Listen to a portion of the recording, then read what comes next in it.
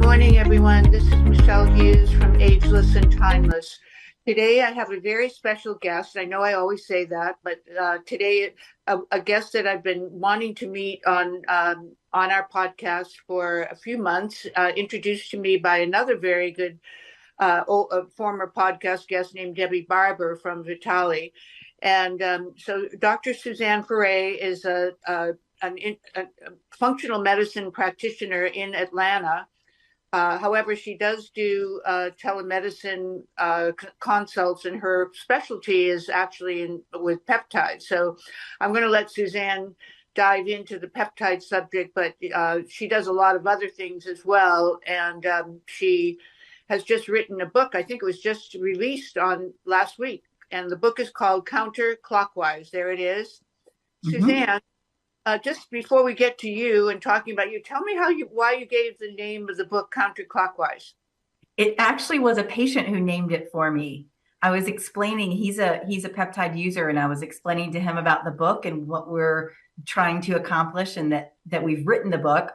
And I said, I'm trying to come up with a really creative name, and I think I'm going to call it this. And I had some different ideas. And he said, what about Counterclockwise? And my publisher looked it up, and I don't think there were any other books by that name. So it was perfect. It's the concept of trying to turn back time without sort of embracing aging, but also not allowing it to drag you down. Mm-hmm. I love that. That's perfect. Mm-hmm. Yeah, and no one else had it, which is pretty amazing too, right? That Right? able to find a name. So good for him. Good that you asked your patient for some suggestions, right? Or he knew about the book. So let's start with you first. So I know, I want our viewers to know that you have had quite a journey to where you are today. So why don't you start us from the beginning, where you were a allopathic medical doctor, practicing with 50 patients a day, and then feeling like you weren't making a difference and wanting to do more. And then as always happens to so many of my guests, have said this, that they've had an event occur, like in your case it was an injury, because you're an athlete, and you were looking for some answers. And so this is what I don't want to steal your thunder, but this is, sort of what led you off to a different path. So why don't you dive in and tell us more about you? You have a great memory. You must be taking memory peptides. Well, So I've done family medicine. That's what my basic education was in family medicine. And then about 10 years ago, I had some patients that came to me and said, hey, I've got this bioidentical hormone. Will you mind filling the prescription? And I said, a what? And so I filled the prescription, and the pharmacist said, you clearly don't know what you're doing. Can I send you to a conference? So my local compounder sent me to a conference, and it was great. He was really sweet, and the conference was great. It was called Get Out of Line. And it really just told me that there were so many other things out there we can do to take care of patients, because I'd see over and over again these patients they were definitely sick, but they were not getting better with conventional medicine, and their conventional labs were not showing anything wrong. So if I was just to look at their labs, I would say, well, you probably have a Prozac deficiency and would treat them that way. But I didn't know a lot. Medical school doesn't teach us a lot of what I now know. And I didn't realize how much the gap between bench research and clinical medicine, there's such a huge gap there. And there are big mountains for the pharmaceutical companies and for the industry in general to climb over in order to get to from the bench practice to laboratory practice into a clinical practice where you're actually treating people. I just did a podcast or an interview the other day with the Washington Post, and the man was asking me about a drug that I prescribe for anti-aging purposes. And he said, well, there's no human studies in this drug on using it for anti-aging. How can you justify using it in humans? And I said, well, there are lots of human studies. It's just not for anti-aging purposes. We have lots of drugs we do that with. So I think that what I'm trying to be is one of the doctors that helps to bridge that gap. And because I have a lot more time, I only see about 6 5 or 6 patients a day, I actually can go and do a lot of research. So if you were a new patient coming to me, I would be able to go and do some research, find some things that maybe were outside the box that hadn't been tried, that had been researched but hadn't been tried on people yet, or had been used for another reason. So it's a real blessing to be able to help. There was another layer of patients that got better, and another layer of patients that got better. Every time I would do some more research, we were able to find something else that helped people get better and better. So where did you actually go to medical school, and what was your degree in? Mm-hmm. So I went to Emory, and it was in family medicine. It was family medicine. That's what you said. Okay, so then did you go back to? I know you. I remember you saying you went to A4, the American Academy of Anti-Aging, and did some advanced studies. What were those studies in, and how did they help you? Sure. They have an amazing fellowship program that's very thorough. It looks at all the hormones, gastrointestinal health, metabolic health, nutritional health.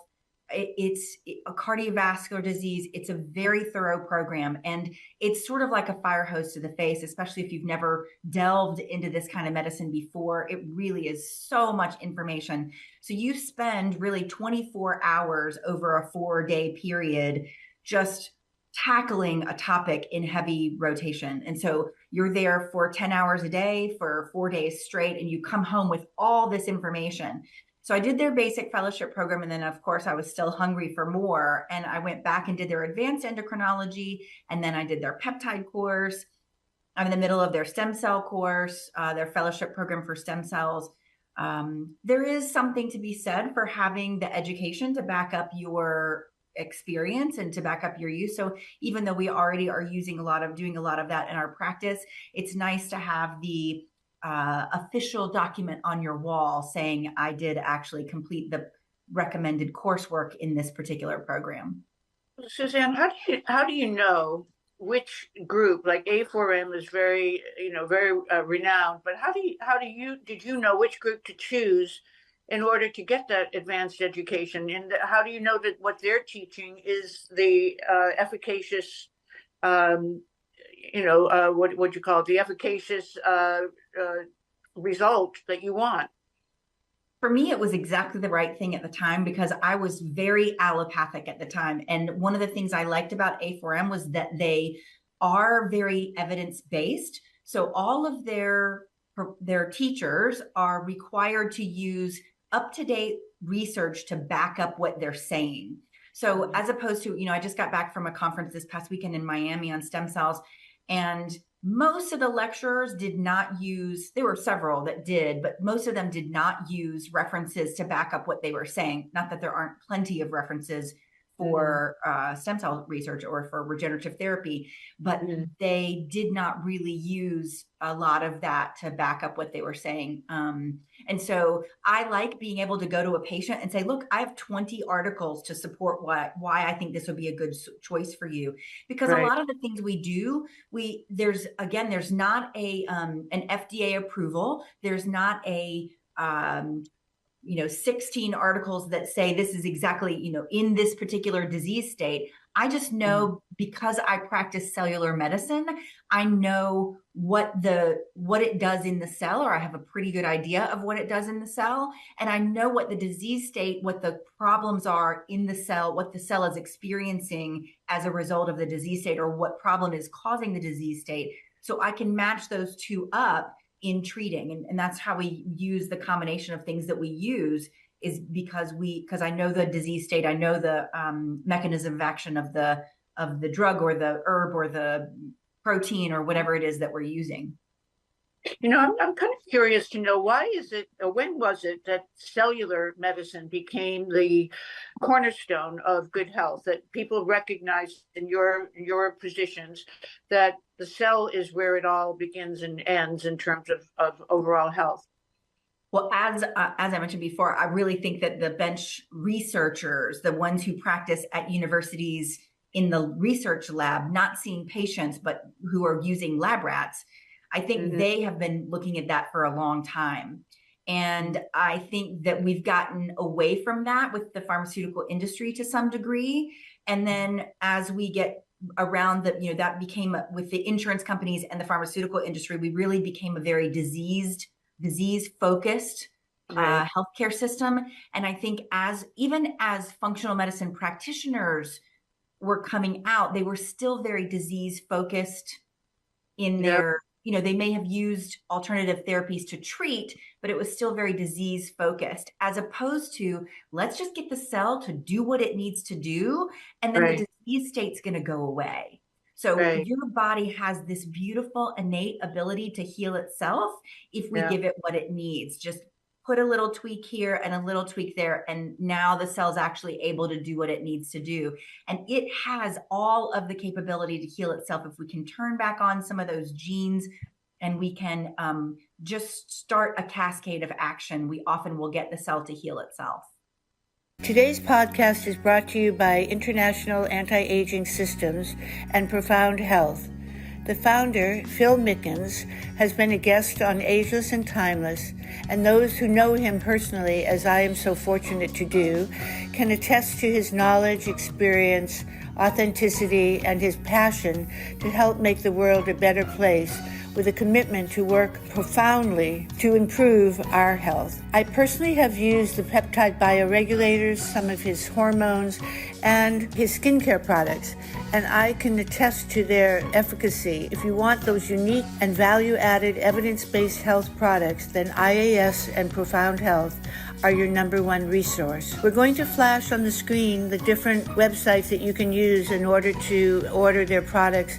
And no matter which website you go to and which products you order, please use the Ageless code for a 15% discount.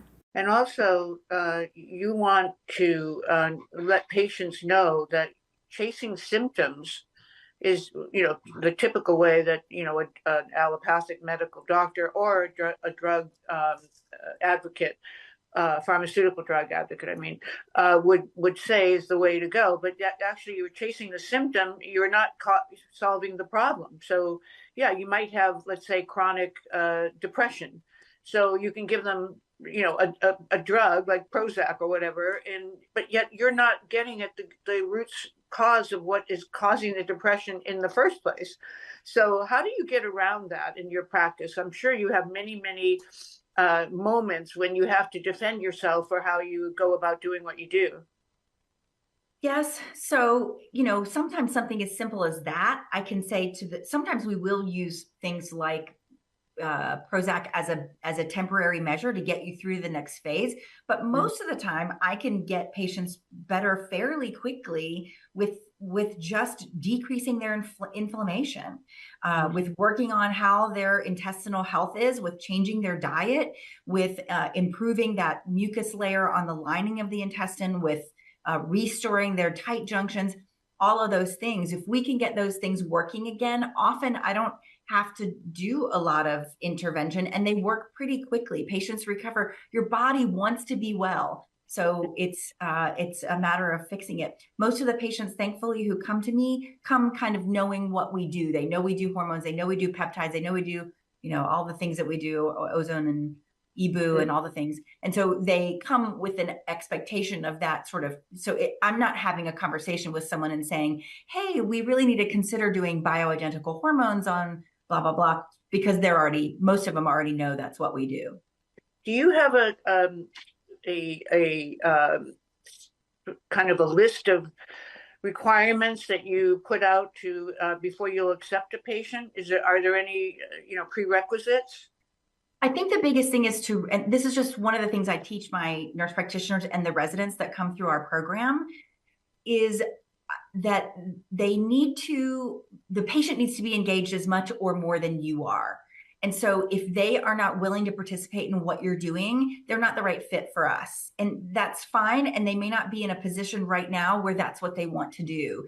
Maybe they don't want to change their diet. Maybe they don't want to begin a resistance training program. Maybe they don't want to participate. If that's the case, that's wonderful. But please give up your space to someone else who does want to participate. And we want patients to get better. Right. My practice administrator does most of our contacts with people first. So Hmm. she'll engage with them and find out if they're a good fit for us, and then she'll route them through me. We do about a 10-minute visit or 15-minute visit to be sure that they're a good fit for us, and then that we're a good fit for them, and Right. that then we will schedule them for initial visits. So, okay, so let's go back. I don't want to forget about your journey. So you did speak about the A4M and how that changed your educational side. What about the physical injury that you suffered, and how did that affect your journey? So I used to be a competitive runner, and I got a condition called Trendelenburg, where you're using your hamstrings more than your glutes to do the action of running. It's just it's a common runner's injury, and then you end up with a high hamstring strain because of that technical form.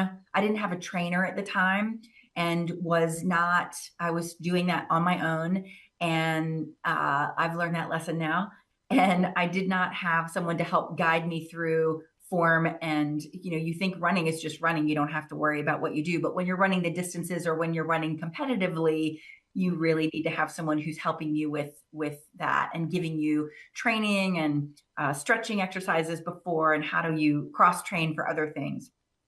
So Hmm. this injury just persisted for a while, and I missed a couple of big races and finally said, I need to switch this up. So I changed what I was doing to a more resistance training program.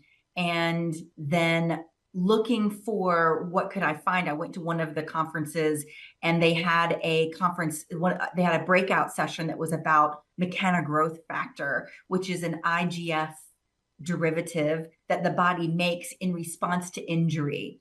And So this Mhm. explain IGF to our viewers. Sure. IGF is what the liver makes in response to the release of growth hormone from the brain. And IGF is one of the repair hormones that's very involved in not only repair, but helping the cell to choose which substrate, the most efficient substrate to make energy. So let's say you go to the refrigerator because you're hungry. You could either pick a Twizzler, you could pick a chicken breast and some broccoli, or you could pick a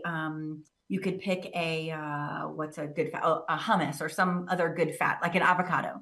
And so Okay. the same thing is presented to the cell depending on what your diet looks like. And so the cell has the opportunity to choose which substrate it uses. And depending on which one it uses, as you know, if you had a bag of Twizzlers, an hour later, you're going to be hungry all over again. So, and that's the same thing with the cell. If it's using straight glucose, you're going to have a harder time. You can make energy quickly, but you'll be back to needing refueling again. We don't want your body to use protein as a substrate because that's burning muscle, and all of us need muscle for those beautiful myokines, the chemicals that are released from exercising muscle that help to maintain our youthful state. Right.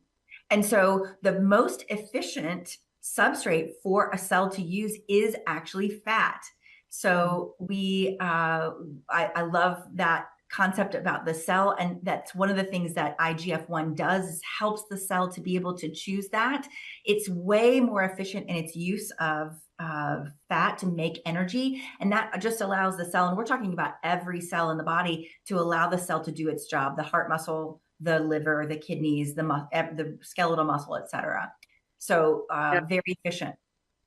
And also, IGF-1 is the way you measure human growth hormone in the blood, right? So Exactly. you don't have a direct HGH measurement, so that is kind of a backdoor way to measure, but it's as accurate as you can get to understand what your growth hormone levels are. You got it. It's tough to figure out because in women, especially, we probably have 7 to 9 peaks of growth hormone release throughout the day. So your peaks are going up and down and going up and down all day long. So if I'm checking your Right. level, I don't know if we're on a rise or if we're at the peak or if we're on a decline. I have no idea where we are. And IGF-1 is Right. a little bit more stable. It's still not a perfect test of what things are happening with growth hormone, but it's helpful. So we do that. We do a combination of others that give us a better idea of what your growth hormone levels are. So that actually brings up another thought I have is when you do your blood work, your lab tests, what kind of tests do you do with people? And I know I'm segueing away, but it's very important, I think, for people to understand what is it that you are looking to find out, particularly with a new patient. So what are some of the most important measurements that you require in your lab work? I think it's interesting. I have learned doing this kind of research so much more about the very basic complete metabolic panel and complete blood count that I've done for years and years. I just didn't know how much they were telling me. So when I go back and look at the bench research, the laboratory results, research on things like albumin, it's an amazing marker of aging. And the reference ranges are so different when you look at it from a lab point of view than you look at it from a clinical point of view. And so even when we do some human studies, are showing that the normal albumin level is over 4.5. So if I see a patient whose albumin level is declining, and I get labs on patients probably every 3 to 4 months, so I can trend how they're doing. I know if their albumin level is under 4.5, we have to look at several things. First, we have to look at their liver function. We have to look at what their protein intake is in their diet, how much resistance exercise they're doing in their life. And of course, their catabolic hormones like thyroid and cortisol. And by catabolic, I mean breakdown hormones. So I'm looking at their balance between their catabolic and anabolic or growth hormones like estrogen, progesterone, testosterone, and their catabolic cortisol, TSH, to see if they're in a more catabolic state, which I would presume if their albumin is low. We see that a lot in post-infectious syndromes and in patients who have sort of chronic disease states. We'll see they're low, and I can say, look, your albumin's gone from so-and-so to so-and-so with the treatment that we've just done. And that's just a simple blood test that you would almost always, every doctor is going to order a complete metabolic panel, and you'll see that albumin level. So there's several little points like that that I did not know as a regular allopathic doctor that I use now to help guide patients. So that's not all we do. Of course, we run a large panel of hormones, looking at the ones I just mentioned, plus prolactin, of course, the growth that we mentioned as well. And then we look at testosterone, estrogen, both of the estradiol and estriol. We look at a complete thyroid panel, which most allopathic doctors aren't looking at. And we're trying to, and then we look at a lot of inflammatory markers. So I'll look at a galectin-3 and 8-OHDG, a cystatin C. These are all just markers helping me know where the patient's overall health is, and IGF, transforming growth factor beta. We look at their IL-6, so other inflammatory markers, trying to see what's your basic inflammatory state, and do I need to be addressing that in general, or can I move forward and begin looking at the intestines? So the first place that I would go after that is intestines, and often we'll look at just a basic PCR test, which is looking for specific pieces of DNA, looking for bugs, but also I'll look for do a intestinal panel that will look for what kinds of inflammatory markers and like calprotectin that would be present potentially, and eosinophil that would be causing some inflammation in the intestines, looking for things like ulcerative colitis, Crohn's disease. Well, the liver is another, the alkaline phosphatase and the other liver markers are what you're going to be really concerned about, particularly as you look at the microbiome and the GI tract. It's really what they say, 80% of our immune system. And I'm very pleased that when you said that the first thing you look at is the intestines, or at least the GI tract. So obviously you're practicing the medicine that preaches that. So and you didn't mention DHEA and cortisol, but of course those are very important, the sex hormones, right? And testosterone, I did say. But when you do testosterone, do you do the whole panel of testosterone? The free testosterone and you do the whole things? Yeah. One thing I want to say, Suzanne, it is so complex for the layperson. And you are simplifying it. I mean, I congratulate you for doing that. You make something complex seem very simple. But there's so many names that you just said, even just in the blood work. I mean, yes, most people know albumin is protein, a measurement of protein, but these other tests that you mentioned, do you sit down and explain to patients like what is each test and what are we looking for, like you just did with us, but obviously in a very rapid way because we're on a podcast. But do you handhold with the patient to let them know what they're getting?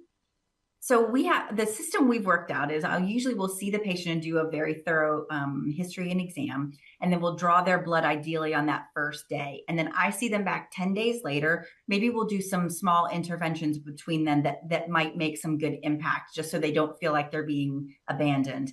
And we Right. do some sort of impact the first couple days. And then I'll see them about 10 days to 2 weeks later, and we'll go through their labs. I usually will have commented on their labs and sent them to them on the portal before I see them. So they have a chance to sit down, read, digest, come up with some questions. It doesn't always happen that efficiently, but that's our goal. And so then they can sit down with me and we can go through line by line exactly what happens. It's difficult because I don't have the whole picture. Even 2 weeks later, I don't have the whole picture of what's happening. So let's say their CRP is high, but in between when I saw them and when they come and see me again, they had some sort of dental thing that happened, or they got an upper respiratory infection that popped up 2 days after they saw me. Well, probably the body was already ramping up that inflammation when they were in for the blood work. And so Yeah. unless I have that information, so that's why we sit down and talk about it, because I can tell you what that result means big picture, but without knowing what it means for you, I can't tell you exactly what it means. And we have to look at all the labs collectively to make a decision about each one fits together like a lock and key. And I'm not just doing one test for one disease state, and none of them are perfect. So we're putting together these incomplete pieces, trying to come up with a whole, and then making a plan for what our next steps are for optimizing your overall health. So the one thing that you said, CRP, I want people to know that that stands for C-reactive protein, and C-reactive protein is a measurement of inflammation, but it also has a direct measurement to your heart health, correct? Yes, yes. So normally you would do your lipids and then your CRP and your homocysteine to get and also the size, the particle size, to get a better picture of your health. So you do all the, the lipid test itself is pretty complex. It is. Yeah. It So is, yes. I just give you kudos for trying to make this, understandable to people when they're just, they're trying to take responsibility for their health. And yet, it can be daunting. Yes, it's a lot, especially if you are a high achiever and you have high hopes for yourself. It can be very frustrating when I say, my goal for your blood sugar is to have it less than 87, because a fasting blood sugar greater than 87, there was a study that came out in 2014 that for every point above 87 that your fasting blood sugar goes, your risk of developing diabetes goes up by 6%. So if you're at 100, which is what everyone in the allopathic community considers abnormal, you're already at 15 times 6. You're already at 60%, 70% increased risk of developing diabetes in the next 10 years. So there's no need for me to wait. Most of my patients don't want me to wait until they're already like, oh, but by the way, surprise, you have diabetes. I want to say your blood sugar is starting to trend high. What are things that we can do to help reverse that? Because that's one of the things we know is a marker of overall aging and disease in general. And so I know that your cells are stressed if your blood sugar is a little on the high side. So how do I help your cells do a better job? And there's lots of things we can do to intervene on those things. So, I keep segueing back to your injury and to how this changed your life. But I also remember you said that you had something else happen because you're a heavy weightlifter, right? And say that you had something else that was life-changing with weightlifting that caused you to, move towards functional medicine. So the weightlifting actually started around the same time. I think the big thing that you're maybe referring to is that the gyms were all closed during the pandemic a few years ago. And so the only gym that was available around my area, the gym I went to was closed. So the only gym that was available was this powerlifting gym. Oh, And that's what. so I went to, they were open one person at a time in the dark. They would let you in the back door, and Right, you would be able to train with one person at a time. So that's right. been really fun. And this is like I said, a powerlifting gym, and I've been able to compete with them, with their team a few times. It's been really fun. Okay. So have you had injuries doing the powerlifting? I did back in August. I was training for the last competition, Hmm. and just before my competition, I think this was a case of I was trying to get into the lower weight class. I Hmm. was more competitive at the lower weight class, and just on the border of that weight class. So I wanted to kind of drop down if I could. I think I was overtraining, which I actually don't think is overtraining. I think it's undernutrition, and Mm. so I had probably been cutting my total caloric intake too much for the amount of training I was doing in competition prep. And I sustained an injury. I had been under some stress from some other things as well. So, sustained an injury. That also has done better. We've treated that with some ozone, some neural therapy, some peptides. And so that's been really helpful. And what exactly is neurotherapy? Mm. It has been so dramatically life changing for our practice. It's been sort of the little missing link for us, and it is a centuries old procedure that's primarily done in Germany and in South America. And they use the old procaine. So originally, anesthesia was done with cocaine. Yep. Procaine was the original derivative of cocaine that did not have the addictive potential of cocaine. Yep. And procaine has some unique properties that the other anesthetics don't have.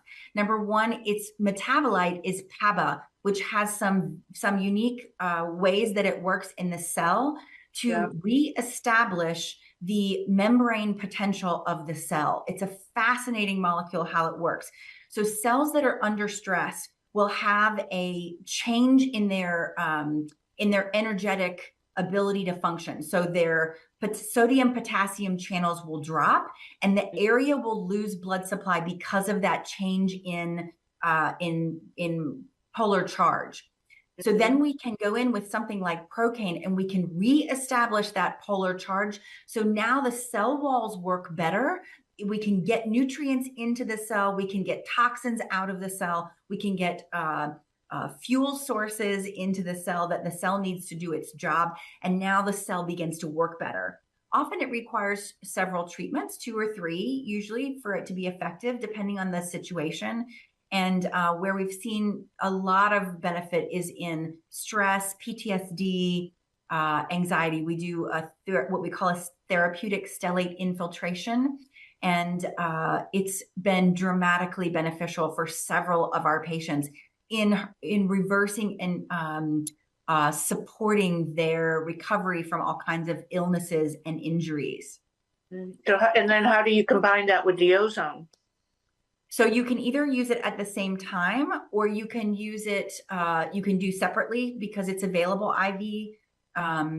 The ozone, they work in separate ways, but they do a really beautiful symbiosis for the cell. So the ozone is converted into the hydrogen peroxide or lipid peroxides, and that's one of the ways that it works in the cell is by improving the microbial milieu in the cell and in the space where the cell exists. So now the cell's not having to fight off those microbes. It also triggers the NRF2. NRF2 is one of the proteins that helps. You've heard of antioxidants. Well, once we get very stressed, our cells become very stressed. We have not enough antioxidants to handle all of the reactive oxidants or the oxidative stress that our cells have. And Right. so NRF2 is the trigger that allows the cell to recycle those antioxidants like vitamin C, vitamin E, glutathione, so that they are available for use again. So that's a great ozone is a great combination. So now we have the procaine, which is helping with reestablishing the cellular membrane polarity. And then we have the ozone, which is not only removing any microbes, but also triggering the antioxidant benefits so that your mitochondria are able to function optimally with plenty of antioxidants. And it's this beautiful symbiosis. The cell is in this beautiful milieu and now can do its job better. And you do this by IV? Or sometimes into the joint, sometimes IM. It depends on the patient, depends on what the patient needs. A lot of neural therapy can be done just subcutaneously. It's taken up by the cutaneous nerves, and then that travels along the nerve to the main nerves of the spinal cord and the brain. In fact, most people will say that they have sort of a lightheaded, euphoric feeling, a joyful kind of feeling. Some people have an emotional release. I know you've probably heard of people holding emotion in their scars, and a lot of neural therapy is treating those scars with procaine, opening up those channels, releasing the scar so that there can be communication through the fascia in that area. Wow, that is fascinating. I'd never heard of that before. I knew of ozone therapy, but not of the neural therapy. And are you one of the few clinics that are using that, or is that pretty widespread? I think it's not as common as it could be, but I think there are probably a handful of physicians around the country doing it. Mm-hmm. Yeah, I'm just wondering if there's anyone out here in California. I'll have to ask you that when we get offline. Mm-hmm. So Suzanne, I don't want to lose the most important part of this podcast. I want you to talk about your book, and segue over to that if you don't mind, because you focus on peptides, and you're one of the few courageous ones that's taken on that subject in a very simple way to help the layperson understand. Because honestly, the number of peptides and you'll get into that, I'm sure, but just the number of peptides that are out there and the different modalities that they address is again another daunting subject. So I started reading your book. I had to ask Terry to send me a hard copy because it was hard to read it on the PDF, but because I want to take notes. It's just it has so much information. I just want to be able to jot down notes on a page and then come back to you with questions. So if that's all right with you, if I could have that hard copy, I'd really appreciate it, because this is a really important book. I just want everyone that's watching today to know, counterclockwise, you need to go. Is it on Amazon already? No, it'll be on in 2 more weeks, March 4th. Okay, so just the beginning that I've gone through maybe 3 chapters, and I'm like fascinated, but I also, like I said, I know it's going to be a bit confusing to people. So let's talk about the peptides. Let's try to take a very simple look, like a 30,000 foot overview of peptides. Why don't you start from the beginning and just give us an overview? It's pretty exciting. So think about this, that most of the proteins that we eat in our diet are over 150 amino acids long. So amino acids are the building blocks in our bodies.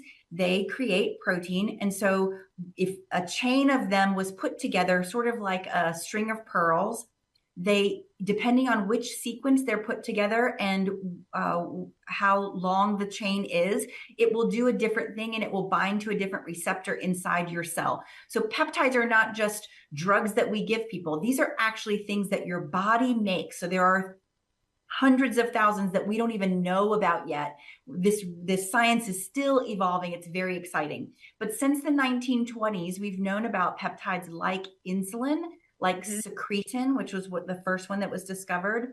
Right.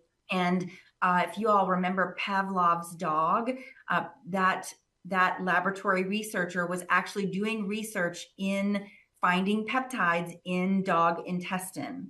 Right. And so he was doing research and he found secretin was one of the first ones back then. So it's very exciting. And this science sort of drug along because there wasn't a really easy way to make them quickly in a lab until around 2005. So it was done in a very labor intensive process, or we had to take them from cows or pigs or other humans, like human insulin, for example. Now peptides are everywhere. The pharmaceutical companies are aware of them. And because we're able to make them en masse, we are actually there. The pharmaceutical companies are using them. So there's some relatively new migraine medicines that are that are being used that are peptides. There are there's some diabetes and weight loss drugs that are out. And that's where most of the research and development with peptides is going right now, is in the oncology space and in the metabolic health space. Right. So it's a very exciting time for us to be doing this kind of research. And there's every day new peptides being, especially because of artificial intelligence, there are brand new peptides we can learn about every day. Every time I look on Google Scholar, there's a new one that I didn't know anything about. So it's an exciting time. And although it could be disappointing and discouraging that the FDA has given us a thwart in our process, the exciting part is that's not because of any reports of adverse effects or of patients not having good outcomes or efficacy. It's not because of that. So that's great news. And it just means we have to be more creative and keep doing research. So that's what we're doing. Yeah. So let's talk about the top 10 so that people know what you use most frequently in your practice. So let's start one by one and talk about each one so that people understand what it does and what kind of results you've had in using them for years now. Okay. So one of the reasons I wanted to write the book was because I felt like there was a dosing difference between men and women. And so I wanted to have a book that really addressed the difference in women, because these have been studied for years or used for years in male, primarily bodybuilders. And I knew that there was a difference in women, and I wanted to be able to give that information and to be able to provide that. So what do I commonly use? Almost always, everyone's different. So to say, what do I use in every single patient? That's a tough one. But I would say, almost always I'm going to use something like a growth hormone secretagogue, and there's lots of them that are out there. I don't usually use growth hormone directly because it can raise blood sugar and it can raise cortisol. And I don't know many of us that need a higher cortisol. So I like the growth hormone secretagogues because they don't raise blood sugar or cortisol typically. All of this, of course, is done under the supervision of a trained physician who knows how to treat this disease state. And this is for my patients, a general idea of what I do with my patients. And so I'm going to use a growth hormone secretagogue. And part of the reason for that is that patients, again, this is at the cellular level. I want the cells to be able to choose the proper substrate for them to use for energy and to be able to be very efficient at creating energy, at making mitochondria, those energy generators in every cell. And that happens when you use the growth hormone secretagogues. Helps to build muscle, which is one of the most important issues for people, particularly when they're doing weight loss, like Ozempic or Mounjaro or Wegovy. You know, their potential is to, they'll lower their insulin level, they'll lose weight, but they also lose muscle. So the secretagogues, what you're talking about, help you to counteract that, correct? You're right. That's excellent. So what they actually do is they improve your recovery after injury so that you're able to get back to sport more quickly. So the research doesn't really support so much. It's interesting to me that it's banned by WADA because there's not a lot of research supporting that it actually improves your strength, improves your speed, improves your muscle. But what it does do is allows you to get back to sport quickly. Because you're able to do that, then you're able to build muscle better. Whereas if you were not using them, you would take a longer rest between training sessions and it would be harder for you to gain strength or muscle or speed. So was ipamorelin one of the ones that you liked in that category? It's one of the ones we liked in that category. Yes. And what else? What are the other ones? And I do like that one in my female patients. They tend to not get so much hand swelling, which is one of the potential side effects. They tend to not get the hand swelling is the big one that women will report, and ipamorelin tends to move the bowels a little bit, so they get that nice resolution of their constipation. Yeah, that's very important. So, okay, so that's a good one to jot down, everybody. Ipamorelin. I've used it and I really like it a lot. And I ran out of it, so I'm glad we're talking about it because it's reminding me to go get another prescription of that. Okay, what about? It'll be more difficult to get because the FDA has told the compounding pharmacies they are no longer allowed to compound it. I do think, however, that there is a pharmaceutical company that owns it and will be coming out probably in the next couple of years with some version of it, pharmaceutical. I thought, though, you could get it from a research laboratory, even if you can't get it from a compound pharmacy. Like Limitless Life is a good research lab, right? So I don't recommend that patients do that because I don't know what they have not been tested. In fact, if you get a vial from one of those places, it will say for research purposes only, not for human consumption. They have not been tested for the toxin. So the way that peptides are made requires a resin at this is a simple way to explain it, but there's a resin at the bottom that's sort of sticky. And then they put the amino acids in one at a time to build that string of pearls. Then they have to chop off that resin. Well, if they don't completely chop off that resin off the bottom, then it can be liver toxic. Again, that's an oversimplification of the process, but if they're not tested for that, you may find that there's a problem with it. And that's what we're seeing. If there are reports of toxicity from peptides, it's usually coming from a research lab and not from a compounding pharmacy. So that's where we get concerned. That's a really, really good point. I'm so glad we talked about that because I don't think everyone understood that. And, so ipamorelin's off the market for a while. So what would be the replacement that would be next best that is available? So there'll be 3 that I know of available in the next couple of months as things are transitioning over. The sermorelin will be around. Tesamorelin will be around, and there's a newish one called macimorelin, MACI morelin. Very similar effects. The macimorelin has some interesting research, particularly in fatty liver disease, which is where the liver becomes infiltrated with fat, usually due to diet and sedentary lifestyle, but can be due to genetics or genetic variants. And so patients will not be able to use their liver as efficiently because of the lack of this or because of the presence of this. And the macimorelin has some interesting research there. It also has some interesting research in ICU patients with maintaining the diaphragm muscle integrity. So as patients go on a ventilator, their diaphragm becomes weaker, just like if you stop doing bicep curls, your bicep would become flaccid or weaker. And so the patients that were put on this growth hormone secretagogue were able to maintain the muscle density of their diaphragm, even in the face of ventilator use. So that was pretty interesting. That's great. Okay, so that's the secretagogue. I mean, I guess you call those secretagogues, right? Yes. Okay, so now we'll move on to your next choice in the next category.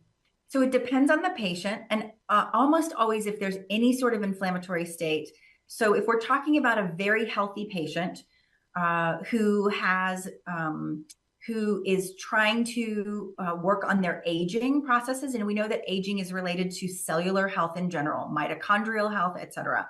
And so if we can work on those things, we can improve the health of the cell. If we can decrease the inflammatory state of the body in general, and then work on the cellular health, we're golden. So one of the things that we do is addressing their intestinal health. And there's a couple of peptides I really like for this, and they're available orally, which is really nice. And I think that they will probably still be available after this FDA change. And so BPC 157, which people are familiar with, I think one of the pieces, this is a naturally occurring peptide that comes from the stomach that Yep. its original design, I presume from God, was to help to treat or prevent stomach ulcers from occurring.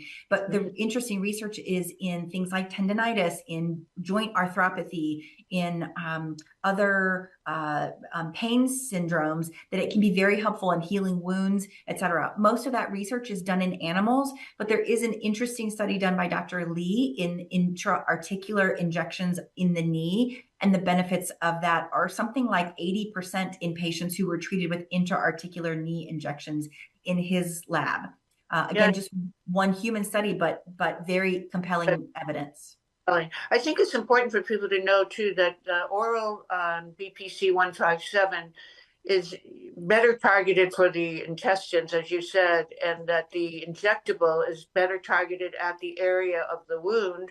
So if you were injecting subcutaneously, inject right close to or into where, like he did with the knee, into the area of trauma. Is that what you would tell patients too? Exactly. And I would tell my patients to do that. Of course, because the oral is available, one of the things I think that's a clinical pearl that I want people to remember is if your problem is in your stomach, you actually need to open the capsule and take the BPC by mouth with the capsule open, because if you're taking it with the capsule intact, it's going to bypass the stomach and won't even start to work until it gets to the small Uh, intestine. oh, So that's there are lots of new delivery methods that are coming out, some nanoparticles and some other delivery methods that will be very effective. But yeah. keeping in mind right now, if you're treating a stomach or esophageal problem, there's some interesting literature around using it for dental issues. Oh, And so yeah. opening the capsule and pouring it into your mouth and swallowing it with the capsule open, unless you're treating something below the stomach, you really want to do that. It doesn't taste great, but Yeah. hold your nose. Yeah. Oh, it's so. I was just going to say that would be right before you said it that because I just had some dental procedure and the my doctor in Beverly Hills said, take the BPC, open the capsule, and brush with it right on your gums because that's going to help to heal that area that had the trauma, the surgery. So I haven't done it yet, but I've been, and now that you're telling me to take it even intestinally, take it out of the capsule is even really beneficial because I've been just swallowing it, thinking it was going right to the stomach. But you're saying it'll go to the stomach, but not to the colon. Yes. So take it out and just hold your nose and take it. Okay, good. And then if you want to treat small intestine and lower, you can use the capsule whole. But just realize if you're taking it by mouth, it's not going to get to your stomach or your esophagus when you take it that way. The other one I really love, I think is important, is the lorazepam, and that also is in phase 3 trials for for celiac disease. So very exciting, but we need to keep in mind its mechanism of action is repairing that tight junction, that space between the intestinal epithelial cells Yeah, that protects the body from the invaders, yeah, both allergens and microbes. And so if yeah. we can maintain that tight junction with this peptide called AT1001, if we can maintain that tight junction, then we can get some really good benefit. The other things that break down tight junctions are infections. So anytime that you're having intestinal symptoms with an infection, for example, our most recent pandemic, a lot of my patients had intestinal symptoms with their viral infection. And so we will use this for them. The other thing that breaks down tight junctions is cortisol or stress hormone. So in your patients that are particularly stressed, we want to put them, consider protecting their tight junctions and their overall health of their body, because almost all health begins in the gut. And if we can keep the inflammation there at a minimum, then we can decrease inflammation in your whole body. And for those who don't understand what this mucosal lining, there's a name called leaky gut, which is a little more graphic, but it does explain what Suzanne just described to us. So that is a key element of your overall health, is to prevent leaky gut. Suzanne, they just signaled me that we only have a couple of minutes left, and I Oh know I'm no. cutting us short, and this is frustrating for me because there's so much more I want our viewers to know. So I'm going to invite you back. We'll give it a few months to let people digest. No pun intended. talked about, but also we want to get your book out there and get that traction on the book and have some people read it and so forth. So I know you've offered a very generous gift to our viewers, so to help them on that journey. Could you just give us a quick explanation of what you'd like our viewers to do for just a nice incentive from you? Sure. We're giving a free PDF of the first chapter of the book. It's if you just go to Vine, as in grapevine, vinemedical.com/counterclockwise. You'll get the first chapter of the book. And when the book comes out, we'll send you an email telling you that the book is now available on Amazon and I believe it's Barnes and Noble and in airports. I love that. And, believe me, everyone, when you read that first chapter, you're going to be frustrated that you can't go right to the rest of it. But that will come in time as soon as Suzanne's publishers are ready. So, okay, well, I just want to thank you so, so much. And I'm so happy that I'm sorry that we didn't get to meet at A4M, but I know you're going to be lecturing next year, right? In December? Yes. So what's your lecture, the title of your talk? I'm lecturing this month on all roads of health lead to the start with the gut. Oh, good. And then the one in the fall will be on bioregulator peptides. Okay, good. Well, you and I are both have that in common, which we didn't talk about today, but with Dr. Bill Lawrence and our involvement in his clinical trials. So that's a whole other subject. That's why we need to have you back. So I do want to say again, thank you very much for taking the time. I know how busy you are, and I am going to follow up with you on that new peptide that you just mentioned. I'd like to get some avenue to obtaining that. Okay. So very good. I would love to help. Thank you so much, Michele. It's been a treat. Okay, take care, Suzanne. Bye-bye. Bye.